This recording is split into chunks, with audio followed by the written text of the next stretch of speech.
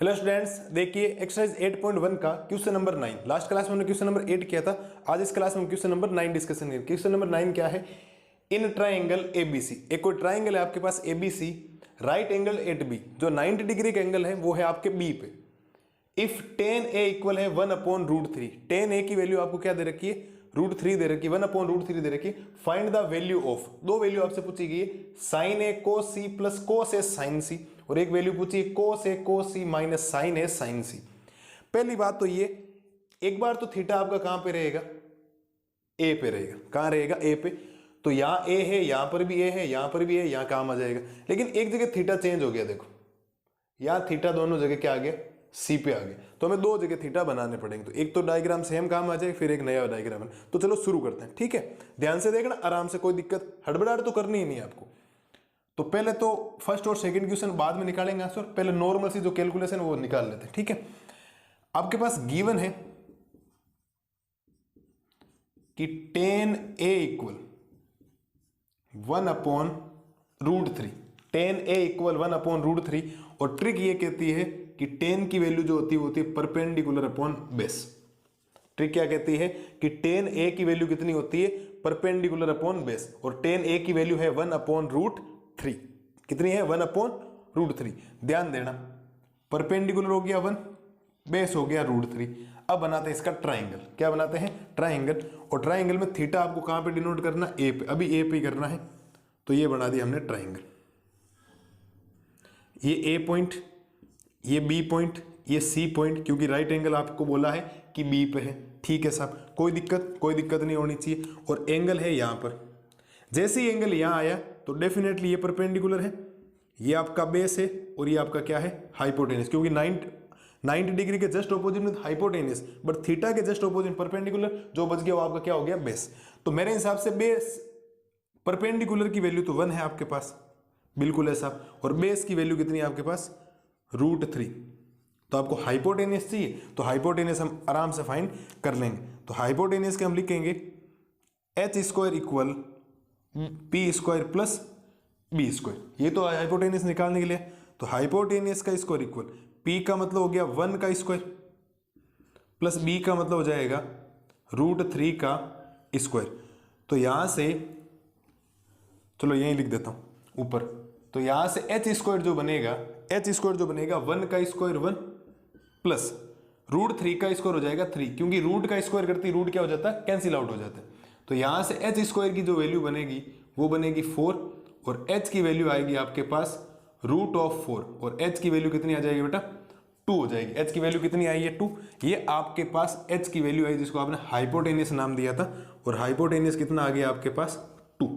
Hypotenuse कितना आ गया? 2। तो हमने जो गिवन था उसके हिसाब से थीटा ले लिया। अब थीटा ए पे लेते कुछ काम इजी हो गया आपके लिए, फिर सी का लेना पड़ेगा अलग से, ठीक है? तो ध्यान देना, अब ए ले लिया तो जहां जहां मुझे ए की जरूरत है मैं वो वैल्यू सारी क्या कर देता हूं? फाइंड। देखो, एक तो मुझे ए में कौन सी वैल्यू चाहिए?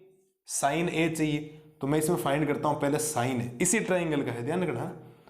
साइन ए, और साइन ए कैसे फाइंड होगा? साइन ए का मतलब होता है परपेंडिकुलर अपॉन हाइपोटेनस।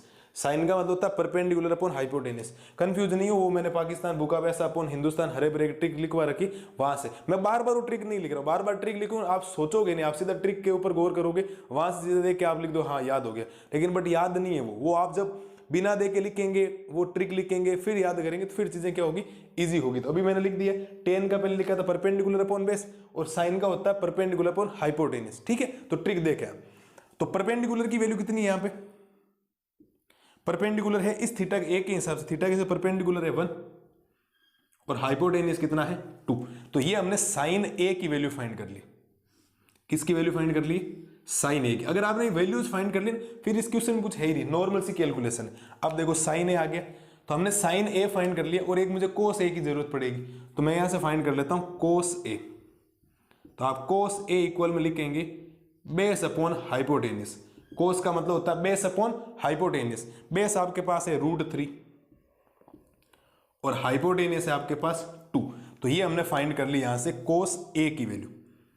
किसकी वैल्यू? कोस ए की वैल्यू, जिसकी वैल्यू आई है √3/2। जो ट्राइंगल ए के लिए बात हो रही। अभी देखो ऐसे कोस सी और साइन सी भी चाहिए आपको। कैसे? तो देखो ये रहा कोस सी और एक साइन सी चाहिए, लेकिन अब थीटा यहां नहीं होगा, सी के हिसाब से थीटा हो जाएगा यहां पर। ठीक है, तो मैं एक ट्राइंगल बना रहा हूं पर, और ध्यान देना इधर छोटा सा ही बना रहा हूं, ज्यादा बड़ा बनाने की जरूरत नहीं, नॉर्मल सी कैलकुलेशन आप कर लोगे। ये हो गया ए, ये हो गया बी, ये हो गया सी, जो जैसे दे रखे हैं वैल्यू वही पुट कर दो। ये तो 2 है, यहां था √3 और यहां था 1। लेकिन मेन दिक्कत क्या है, आप जल्दबाजी में ये पीर मत लिख देना, क्योंकि थीटा के हिसाब से परपेंडिकुलर ही है, बट इस बार थीटा मुझे सी पे लेना पड़ेगा। कहां पे लेना पड़ेगा? सी पे। और सी पे जैसे ही लेते ही अब ये परपेंडिकुलर होगा और ये क्या होगा? बेस। और 90 डिग्री जस्ट ऑपोजिट, वैसे भी तो आपका क्या है? हाइपोटेनियस है ही, वैसे भी कोई दिक्कत नहीं होनी चाहिए। अब देखो, अब यहां से मैं वैल्यू निकालता हूं, एक तो साइन सी की, किसकी वैल्यू निकालता हूं? सी पे। अब थीटा ए पे हो, सी पे हो, कहीं पर भी हो, मैं उससे कोई लेना देना नहीं है। जो साइन ए का फॉर्मूला परपेंडिकुलर अपॉन हाइपोटेनियस, मतलब साइन थीटा का फॉर्मूला परपेंडिकुलर अपॉन क्या होता है?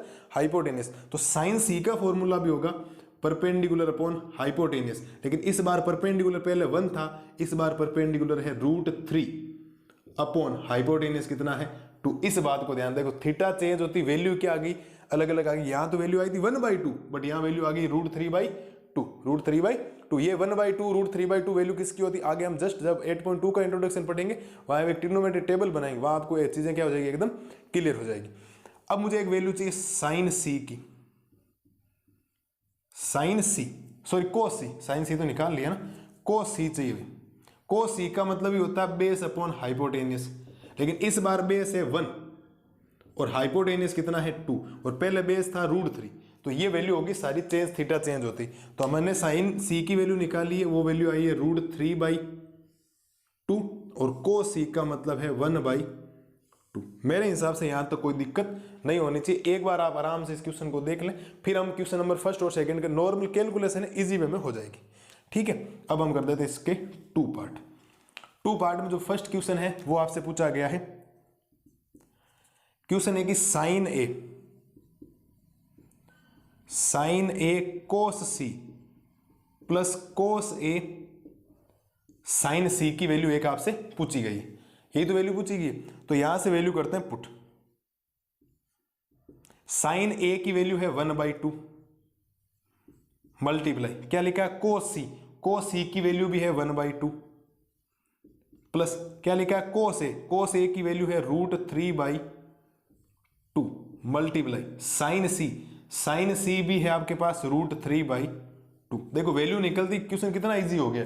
ट्राइंगल बना दी, ये ट्राइंगल से ये वैल्यू निकाल दी, ए पे थीटा था और सी पे लेके अलग बना दी। ज्यादातर बनाते नहीं, आप यहाँ सी पे सोच सकते हो, लेकिन वह कंफ्यूज हो सकता है कि परपेंडिकुलर बेस में। ठीक है, तो देखो 1 को 1 से करोगे 1 अपॉन 2 को 2 से करोगे आएगा 4 प्लस √3 को √3 से मल्टीप्लाई। रूट के अंदर अगर नंबर सेम है तो रूट डेफिनेटली क्या हो जाएगा? हट जाएगा। रूट क्या होगा? हट जाएगा।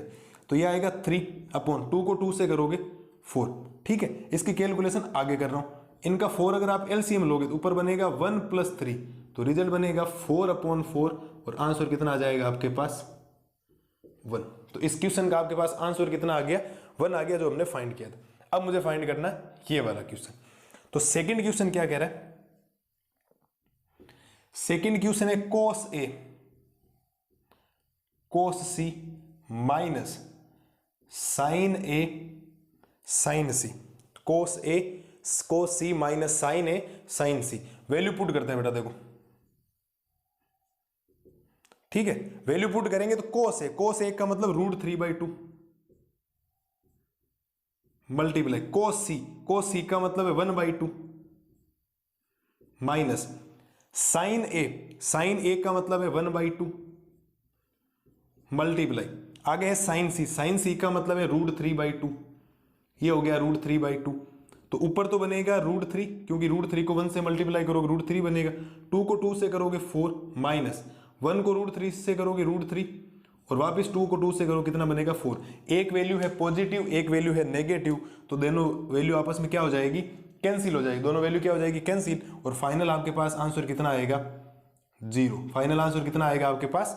0। बहुत ही शानदार क्वेश्चन है, ध्यान रखना। लेंथी नहीं है, नॉर्मल सी कैलकुलेशन है। आपको बेसिक फंडामेंटल्स क्या होने चाहिए?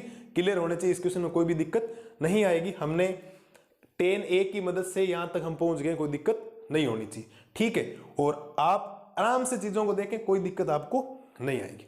ठीक है, तो मिलते हैं जल्दी क्वेश्चन नंबर 9 का सॉल्यूशन 10 का सॉल्यूशन लेके। तब तक के लिए थैंक यू।